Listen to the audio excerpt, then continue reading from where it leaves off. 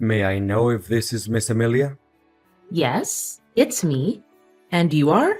Nice to meet you, Miss Amelia. My name is Henry. I was hired by your father, Mr. Smith, not long ago. He wanted me to keep you away from all of the misshapes and life-threatening dangers that are predicted to happen in the near future. What mishaps? Can you make it more specific? There's something you need to know, Miss Amelia. Your father told me that he has been battling a brain tumor for at least 3 years now. He decided not to tell you about his sickness because making you sad or concerned is the last thing he wants to do. His condition only gets worse as he gets older. Until recently, a flare-up has caused his life to hang on a thread. What? This can't be true. Why did he hide that cold and harsh truth from me? He knows how important he is to me. As my mother left us behind to pursue her own happiness, my father had to assume the responsibility of both man and woman in our family. Yet, not once in my whole life have I ever heard a single complaint from him. He even chose not to remarry so that he could put his heart and soul into raising me. His love for me truly can't be described by words. I can feel how deeply connected you and your father are, and I'm truly sorry for what you have to go through right now. I know this is difficult to bear all at once, but you need to be strong. Mr. Smith anticipated that when everyone knows about his current condition, some unfortunate events may happen to you and your dad's company. That's why I'm here, to make sure that you'll be safe, no matter what circumstances.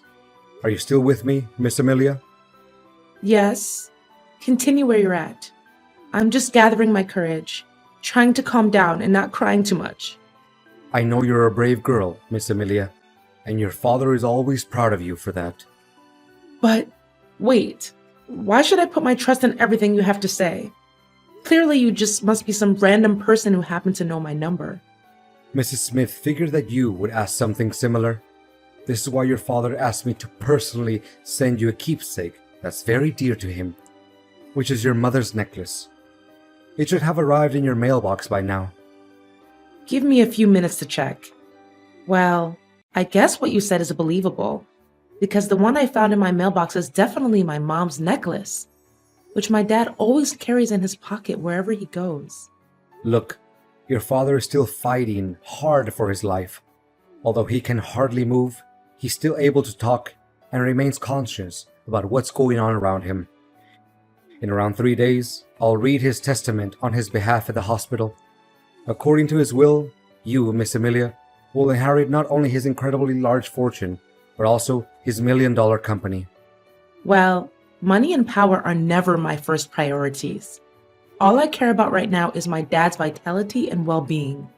Money and power may not matter much to you, but your father fears that some people may try to steal them from you, or even try to get rid of you so that they can lay their hands on your father's enormous property. That's why I'm here to protect you, and I'll be secretly watching over you from afar, and immediately interfere whenever I feel that your safety is in peril. But you gotta make sure that no one can find out the truth about me, even the people who are closest to you. If that's what my dad wants, then I have no reason to disobey. But may I know the identity of people who want to harm me to appropriate my dad's wealth? Well, there are some names on your father's list of possible suspects.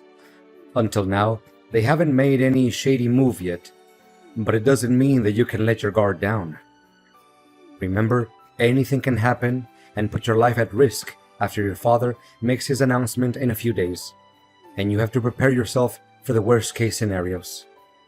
I understand. Thanks for the advice. Honey, my heart will be broken into a million pieces if one day I can no longer see my dad again. You know it hurts me as much as it hurts you. But as the doctor said, your father's at the final stage and his chances of making it through are very slim. Please don't say that. It saddens me to an infinite extent. I'm well aware that your dad occupies a very special place in your heart, but now that his part in this lifetime is almost complete, don't you think it's about time that we need to start focusing on keeping up his legacy and make him proud? Legacy? You mean his company? Well, I don't see any point in avoiding this matter. In fact, your father has dedicated his whole life for the growth of the company. Correspondingly, I'm sure that he would want us to take over his place and prolong his thriving business, don't you think? It really doesn't make any sense if you let his lifelong effort go down the drain by worrying too much about his destined demise. I mean, you may have a point in what you're saying, but honestly, there's no spare room for anything else in my mind right now other than my dad's life being on the line. I acknowledge what you have said, and I'm sympathetic to it. However, an organization can't operate without a leader. If you feel like you're not up for the task just yet, it's my duty, as your husband, to help you weather the storm and get through this time. To put it more precisely, I would like to lend you a helping hand and take the responsibility of Chief Executive Officer, the position which your dad used to have. Of course, the company share that your father once held is still under your ownership.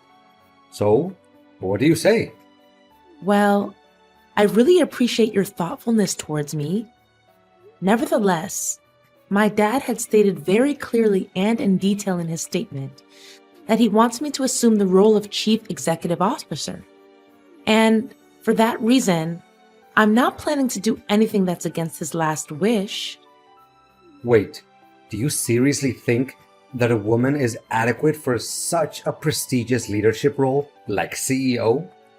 Significant positions, especially company leaders, are not a joke, and they're obviously not meant for women, honey. Don't let your brainless things like feminism trick you into thinking that you'll be able to fulfill such a substantial duty. What is your problem with women taking on significant positions at the workplace, really? Amelia, you do realize that women always have to depend on men to get everything done, right? You women can never decide anything for yourself, and you easily let your emotions get the best of you. If you still care about the family that we'll build together, you should reconsider your place and fulfill your duties as a wife, which means doing household chores and bearing my children. Well, I don't see anything wrong with me taking on leadership responsibilities. I graduated top of my class, and I dedicated 7 years to achieve my master's degree and PhD in economics. I even devoted more time working for the company than you did. To back up my words, I'd started from the bottom and I made my way to higher positions step by step. Nothing was handed to me on a silver platter, you know. I know, but don't you think it's a little weird that the husband works as a subordinate to the wife? Why? I don't see anything that's weird about it. Honey, it's about finding the one that's more suitable for the job. That's all. It has nothing to do with the roles we have in our family. I honestly don't have any clue about why I still have to stick with an inferior job title like sales manager. It's literally nothing compared to your position, which leaves me no choice but feeling unfairly treated. I mean, didn't he take any of my hard work into account? You do realize that to get to the point where you're at now, it takes other people at least 3 years? You had it easy enough and got promoted to manager in only 5 months just because you're my husband. I mean, what will other people say? They may think that I'm nothing but merely a parasite in your family. Not getting the highest position of the company doesn't make you a parasite, William. What's wrong with you all of a sudden? I thought you enjoyed your current job. I did, until I figured out how deceitful your father was. He promised that I would take his place after he retired. Now he swallowed his own words and had you take over the position instead. What? How can you make up such a lie? If my father intended to let you take control of the company, he would have told me about it. He never makes any important decisions without letting me know firsthand. Look, William, I don't want us to fight over this kind of thing. We're family, and being family means helping each other out in times of need, not picking a quarrel with one another over power and inheritance. Let me make it clear to you once and for all. If I don't get to work as the chief executive officer of the company, I demand a divorce as soon as possible. What? How can you say that so easily after our 3 years of marriage? And most important of all, in the toughest time of my life, when I'm about to lose my father? Well, your father doesn't treat me very nicely as well. He let you inherit his position because me and him are not biologically related. Guess once an outsider, always an outsider, right? He never saw me as his son after all. I said it. Let me take over your dad's position, or you can consider that our marriage is over. All right, I'll think long and hard about it. William, you can't believe what happened to me when I was on my way home after Dad's funeral. First, I was nearly hit by a truck while crossing the road. Then, out of nowhere, a flower pot almost fell onto my head. I bent down to tighten up my shoelaces. That was why I didn't get hit. After that, there were some people sawing down a huge tree, and I was nearly crushed by that. It definitely was not a lucky day for me.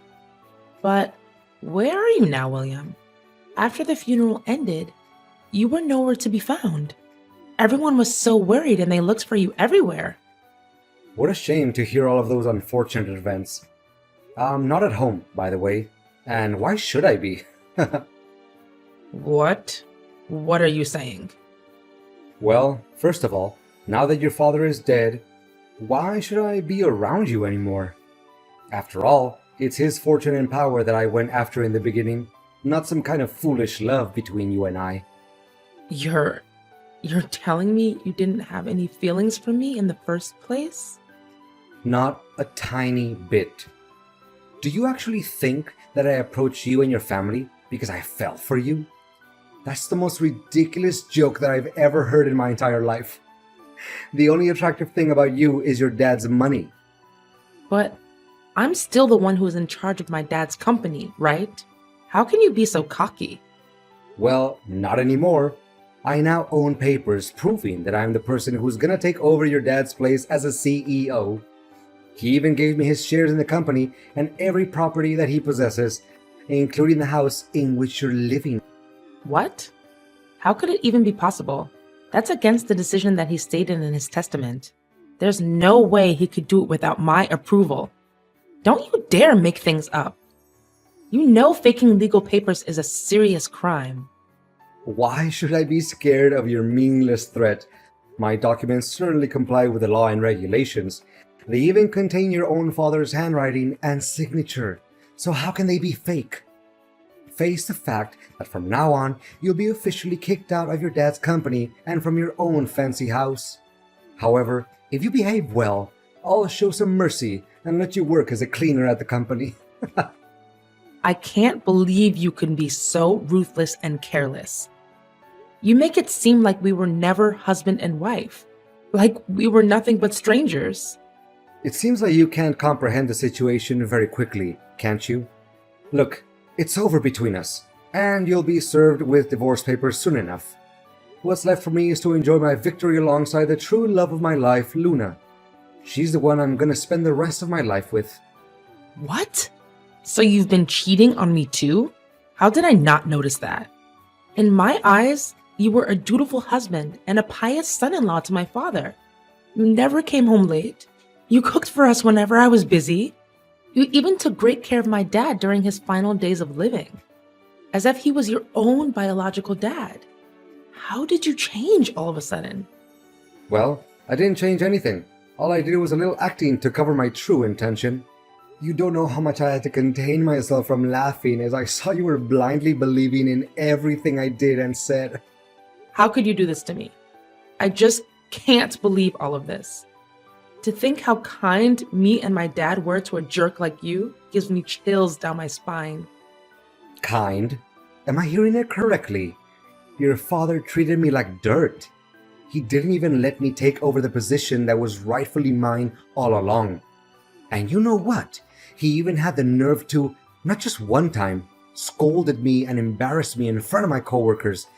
I literally have no respect for that man. So you were holding a grudge against my dad this whole time? I mean, if he ever criticized you or your work, it was just because he wants you to be a better version of yourself and make progress. Well, now that hypocrite can carry all the criticism with him to his grave. So long, Amelia. Enjoy your homeless life. What is this, Amelia? Did you plan all of this? And what exactly are you talking about? Why, all of a sudden, I'm no longer the CEO of the company anymore. The securities didn't even let me in. Why are you asking me that question? Shouldn't you be the one who needs to interrogate your own conscience about all the good deeds you did behind my back? I can't believe such a cruel, heartless, and gruesome person like you would exist. What are you trying to say? Spit it out. Stop playing the fool. First, you took advantage of my father's sickness and brutally forced my father to sign all kinds of papers so that you can claim ownership of his fortune and his shares in the company. You threatened him, grabbed him by his neck. You even beat him, ruthlessly. For a person that had only days to live like my father, how could he bear such an act of violence? You knew that, and you left him there dying all alone. It was you who killed my father. Hold on. Are you even listening to your own voice right now? Don't just accuse someone out of nowhere without evidence. I know damn well that I have all the evidence in the world to start a lawsuit against you. Do you know what I'm possessing right now? Full-length footage of you torturing my dad so that you can achieve your evil ambition. It was recorded by the hospital's cameras. Never in my worst nightmare could I imagine that one day my dad would be tortured to death by his own son-in-law. What? I thought I took care of it. You did do something about it. But fortunately, my bodyguard was smart enough to trace you down and recover the footage. Where the hell did you get yourself a bodyguard? That's just insane. I think what you just said is just a work of your imagination. I mean, you're just talking nonsense to scare me. Not only that, my bodyguard also provided the police with evidence proving how you and your mistress pulled off every scheme you could come up with to murder me so that no one could ever threaten your throne anymore. Honestly, I can't imagine how wicked and cold-blooded you can get in order to seize what you want. Just in the morning, if my bodyguard hadn't tested the food before giving it to me, I would have been poisoned to death. Guess you also bribed the hotel staff, right? Just like every other sin you committed when you were working for my dad, right? You'd better watch your mouth, you wretched. Let me see. Faking receipts, taking bribes, embezzling the company's operating budget, leaking confidential information to other competitors, and not to mention murdering my father and failed attempt to assassinate me? I'm done arguing with an inhumane person like you. If I were in your shoes right now, I would start coming up with any possible reasons to defend myself in front of the court. Oh no, I think a police officer is knocking at my door. What should I do? Please, withdraw your complaint along with the evidence. You can't do this to me. Your days of abusing your power and violence are over, William. Don't ever let me see your face again. As the story got around, my case immediately grabbed the press's attention. The public, especially William's colleagues, were so angry that they even came to William's parents' place to demand justice for me. William fought as hard as he could and came up with every absurd and invalid argument to defend his crimes. However, with all the evidence that my bodyguard secretly helped me gather, I still won the case. Finally, my ex-husband's mask was exposed along with all of the dreadful crimes that he committed for the sake of power and money. William was sentenced to 20 years in prison, and all of his property was confiscated and returned to its rightful owner, which is me, the CEO of my dad's company.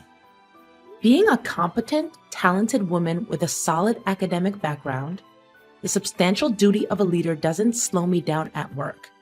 In fact, it helps my capacity and qualities stand out, which contributes to fortifying the position at the company.